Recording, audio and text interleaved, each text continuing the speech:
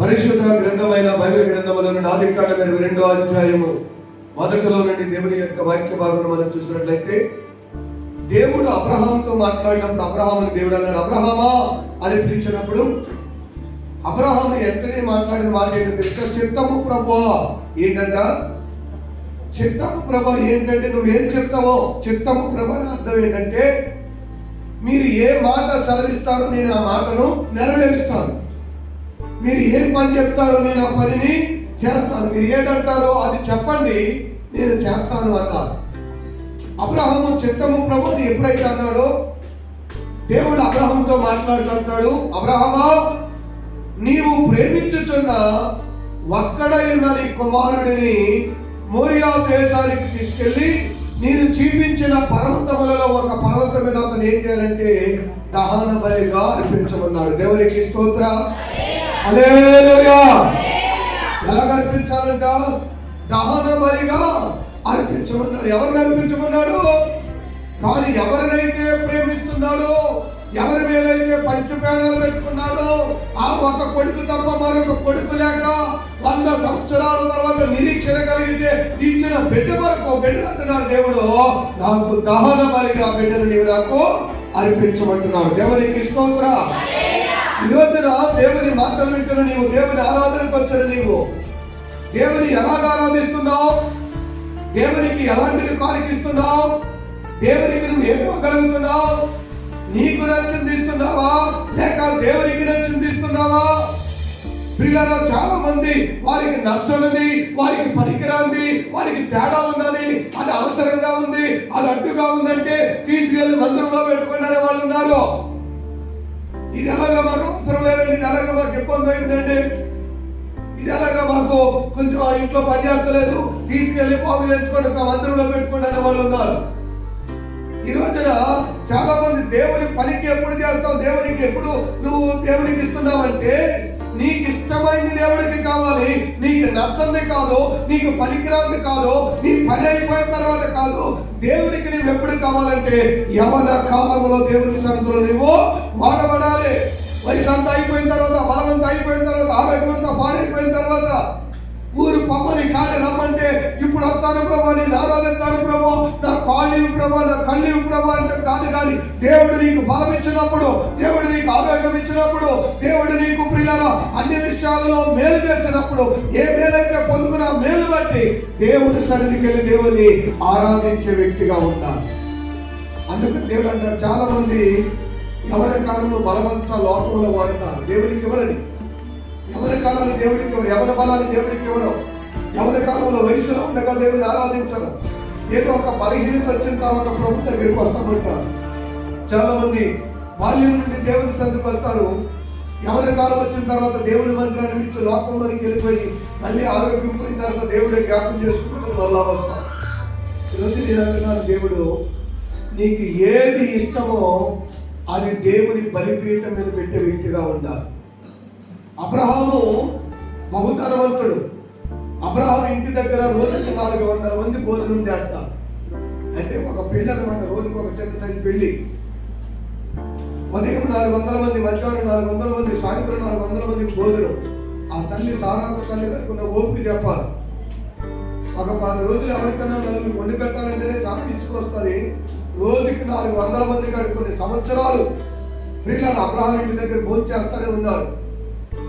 400 మంది ఉంటున్న ఇంట్లో ఒక కొడుకు విస్తారమైన ఆస్తిపరుడు, ధనవంతుడు. ఆ బిడ్డ ఒక్కడిని ఇచ్చేస్తే బలికి అర్పిస్తే ఇంకొక బిడ్డ కొడతాడనే అవకాశం కూడా లేదు. ఆవిడ వృద్ధురాలు, ఈయన వృద్ధుడు. అంటే ఒకే ఒక అవకాశం దేవుడు ఇచ్చిన బహుమానం ఒక్క బిడ్డే. మరి ఒక్క బిడ్డను కూడా దేవుడు ఏమైనా సేవకమన్నాడా, పరిచర్యకమన్నాడా, పర్యంతకమన్నాడంటే నీవే తీసుకురావాలి, నీ చేతులతో ఆ బిడ్డను బలి ఇవ్వాలి. ఏ తండ్రిని ఇవ్వగలమా? ఏ తల్లైన బిడ్డను మన సొంత తల్లితో బలి వాళ్ళకి ఇవ్వగలమా? అబ్రహాము చిత్తము ప్రభు అన్నాడు, ఏం చెప్తాను చేస్తానన్నాడు. అసలు అబ్రహాము చేస్తాడా లేదా అని చెప్పి ఏం చేశాడో తెలుసా? దేవుడు అబ్రహాముని పరిశీలన చేయడానికి ఆ బిడ్డను తీసుకురామన్నాడు. చాలా మంది సేవకు ఏదైనా పనిచేయడం, మందులు ఏదైనా పనిచేయమన్నప్పుడు ముందు ఎక్కడున్నామంటే ఊళ్ళో ఉన్నామంటారు. తర్వాత ఏంటంటే నాకు చాలా పని ఉందండి, తర్వాత వస్తానండి, కుదరదండి, ఇంకో గంట తర్వాత వస్తారండి, మధ్యాహ్నం వస్తారండి అంట. ఒక్కొక్క ఆయన ఉన్నాడు, ఎక్కడ ఉన్నారంటే ఇప్పుడు చూసిన అంటాడు ఇంట్లో దగ్గరలోనే ఉంటాడు, ఇంట్లోనే ఉంటాడు. కానీ అంటాడు ఈదులో ఉన్నానండి, సెంటర్లో ఉన్నానండి, ఇప్పుడు ఖాళీ లేదండి, ఏం చెప్పండి అంటారు. వాళ్ళని పని చేయాలి, నేను పలానా ఈదులో ఉన్నానండి, పలానా సెంటర్లో ఉన్నానంటాడు. నిజం చెప్తున్నాను, ఇప్పుడు కూడా వాడు ఇంటి పట్టుకోవడానికి ఈదులంతా తిరుగుతూనే ఉంటాడు. ఎప్పుడైతే దేవుని పని చేయడానికి తప్పించుకుంటూ దేవుని పని చేయాలి, మనకి లాల్ చేసుకుంటా, లాల్ చూస్తా, లాల్ చెప్తే మనం ఇప్పుడు ఎండలో వెళ్తాం, ఈ సమయంలో ఏం వెళ్తాం, ఇప్పుడు ఏం చేయగలమని ఆ పని తప్పించుకోవడానికి ఇంటి దగ్గర ఉన్నా, ఇంటికాడ ఉన్నా, చేయగలిగిన అవకాశం ఉన్నా, ఆ ఈదులో ఉన్నానండి, అక్కడ ఉన్నానండి, ఇక్కడ ఉన్నాను అంటాడు. ఇప్పుడు తిరుగుతూ ఈదులంతానే పాడుతాడు తప్ప, మందితో ఈదులంతానే చేస్తాడు తప్ప కుటుంబాన్ని పట్టిన ఇంటికాడ ఉన్నాడు. తాను ఏదైతే తెచ్చుకున్నాడో, పదే పదే ఏదైతే కోరుకున్నాడో ఇవాళ అదే అనుభవిస్తూ ఉన్నాడు. ఈరోజు బైబిల్ చెప్తుంది, మోసపోకుడి, దేవుడు ఎక్కిరింపబడడు. నువ్వే పంట విత్తుతావో ఆ పంట కోస్తావు. నిజంగా ఖాళీ లేదని చెప్పు, కానీ ఖాళీ ఉండి కూడా ఆ పని చేస్తామని నష్టం, ఆ పని చేస్తామని కుదిరితే మనకెందుకు వచ్చింది అని తప్పించుకోవడానికి అక్కడ ఉన్నాను, ఇక్కడ ఉన్నాను, ఇంట్లో ఉన్నానండి, అక్కడ ఇంట్లో పని ఉండాలి, ఇంకో ఇంట్లో పని ఏమన్నదో మనం దేవుడి పని చెప్పారు కదా, దేవుడి పని కాడికి వెళ్దాం కదంటే అక్కడ కూర్చొని సొల్లు కబుర్లు చెప్తామని కూర్చున్నాడు. ఆ సొల్లు కబుర్లు కాక తయారు చేసింది. ఎవరికి స్తోత్రం. ఈ రోజున అబ్రహాముతో దేవుడు, అబ్రహామా నువ్వు ఎక్కడంటే చిత్తం ప్రభు ఏం చెప్తావో చెప్పు, నేను చేస్తానన్నాడు. దేవుడు కూడా అబ్రహాముతో చెప్పిన మాట, నీవు ప్రేమించుతున్న ఒక్కడైన కుమారుడు నాకు బలిగా అర్పిస్తామని దేవుడు అడిగాడు. వెంటనేనంటే అబ్రహాము ఆలోచన చేయలేదు, దేవుడికి అర్పణ ఇవ్వడానికి, దేవుడు చెప్పిన పని చేయడానికి ఇక ఆలోచన చేయలేదు, వెనక ముందు ఆలోచించుకోలేదు. వెంటనే గాడిని తీసుకున్నాడు, పని వాళ్ళిద్దరు తీసుకున్నాడు, పొలాలు తీసుకున్నాడు, కుమారుడిని పిల్లలు ఆ గాడి మీద ఎక్కించాడు. వెంటనే దేవుడు చెప్పిన స్థలానికి ఏం చేశాడో తెలుసా, ప్రయాణం అయిపోయాడు. ఈ రోజున దేవుడు చెప్పినటువంటి ప్రయాణం అవడానికి, దేవుని పని చేయడానికి, దేవుని పనిలో వాడబడడానికి, దేవుని విషయంలో ఏదైనా పని చేయడానికి వెనక ముందు ఆలోచించే వ్యక్తిగా ఉండకూడదు. కొందరు ఏదైనా ప్రార్థన చేయాలి, ఏదైనా దేవుడికి ఇవ్వాలి, ఏదైనా దేవుడి పనులు వాడబడాలంటే మనకి ఇక్కడి నుంచి వస్తాయి, ఎలా వస్తాయా అని చెప్పి డబ్బుల గురించి అడగాలే వాళ్ళు ఉంటాం. దైవజనుడు రష్యాలో చెప్పాడంట, దేవుడు ఇండియాకి వెళ్ళి హైదరాబాద్లో సేవ చేయమని. ఒక పాస్టర్ గారి ప్రార్థన చేస్తుంది, ఒక ఆయన ఎవరిస్తూ ప్రార్థన చేస్తుంది. దేవుడు దర్శనం ఇచ్చాడు, ఇండియాకి వచ్చి సేవ చేయాలన్నాడు. కానీ విమానం ఎక్కడానికి టిక్కెట్ డబ్బులు లేవు, విమానం ఎక్కడానికి టిక్కెట్ డబ్బులు, ఆ దేశం నుంచి దేశం రావాలి, అంత ధనం లేదు, డబ్బు లేదు. కొత్తగా పెళ్ళయింది భార్య, డబ్బులు లేవు. కానీ దేవుడు నువ్వు ఇండియాకి వెళ్ళి సేవ చేయాలన్నాడు. ఆయన ఆసక్తి ఎంత గొప్పదో తెలుసా, 2.5 సంవత్సరాలు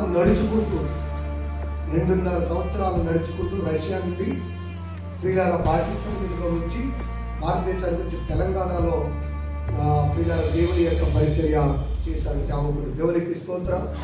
యవనస్తుడు, కొత్తగా పెళ్ళయింది, ఆ కొత్తగా పెళ్ళైన భార్యను తీసుకున్నాడు. పిల్లలు జనం ఎలా ఉంటారో తెలియదు, భాషలు ఎలా ఉంటాయో తెలియదు, నడిచెళ్ళాలి, ఎవరు తిండి పెడతారో తెలియదు, ఎవరు తిండి పెట్టరో తెలియదు. కానీ దేవుడు వెళ్ళి సేవ చేయనున్నాడు. కానీ ఆ సేవ కొరకు నేను ఏమైనా సరే సేవ చేయాలనుకున్నాడు. డబ్బు లేదని ఆగిపోలేదు, ధనం లేదని ఆగిపోలేదు. దేవుడు ధనం లేకపోతే నాకు కాళ్ళు ఇచ్చాడు, ఓపిచ్చాడు కదా అనుకున్నాడు. భార్యను పిల్లలను తీసుకున్నాడు, తను తీసుకున్నాడు. ఇద్దరు కలిపి ప్రయాణమై 2.5 సంవత్సరాలు వచ్చి తెలంగాణలో పిల్లల దేవుని యొక్క పరిచర్య చేశాడు. ఎంత గొప్ప పరిచర్య అంటే, దేవుని యొక్క మందిరం కట్టడమే కాకుండా అనేకమైన పేద పిల్లలను చదివించడానికి ఒక హాస్టల్ కట్టించి, గొప్ప హాస్టల్ కట్టించి మందిరం కొరకు 11 ఎకరాలు 22 ఎకరాల పొలం కొన్నాడు సేవకుడు. దేవునికి స్తోత్రం. కానీ ఆయన డబ్బులు వచ్చాక విమానం ఎక్కుతాను, పాస్పోర్ట్ వచ్చాక విమానం ఎక్కుతాను, నాకు అన్ని సమకూర్చాక విమానం ఎక్కుతాను అని ఆయన అక్కడే కూర్చోలేదు. కొత్తగా పెళ్ళైన వాళ్ళు ఎవరైనా కోరుకుంటారు, పిల్లలు పుస్తకం డబ్బులు ఇచ్చిన వెళ్ళబోతున్నారు. దేశ పాత్రలు నడిచేస్తే ఏమన్నా ఉంటే ఎవరైనా ఏదైనా ఇబ్బంది అవుతుందో అనుకోలేదు. అని పిలిచిన దేవుడు నమ్మలేదు అనుకున్నాడు. జనానికి గడవలేదు, కుటుంబానికి గడవలేదు, లోకానికి గడవలేదు, నడిచినట్టే ఈ కాళ్ళకి పోతే ఎవరు గడవలేదు.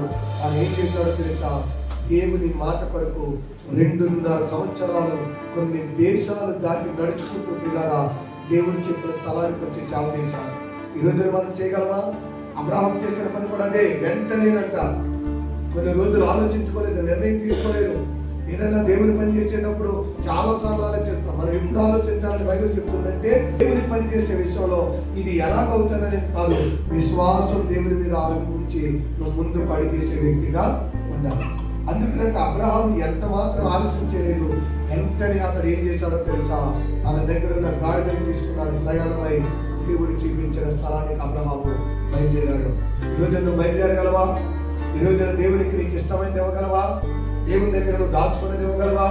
నువ్వు ఏదైతే లోకంలో ఎక్కువగా ప్రేమిస్తున్నావో అది దేవుని పరిచయం కొరకు నువ్వు ఇవ్వగలవా? అపొస్తలుడైన పౌలు గారు అంటున్నాడు, ఈ లోకంలో సమస్తము నేను ఘనతతో సమానంగా ఎంచాను. ఈ లోకంలో పేరు కానీ, ఘనత కానీ, కీర్తి కానీ, ఘనతతో సమానం ఏ పేరు ఏ కీర్తి కానీ పరలోకము తీసుకెళ్ళలేదు, పరలోకంలోకి రాలేదు. దేవుడు నాకు చాలని పౌలు గారు అన్నారు. కానీ ఈ రోజు ఎలాంటి తీసుకున్నావు? చాలా మంది దేవుడి సమయానికి కూడా ఇవ్వలేవు.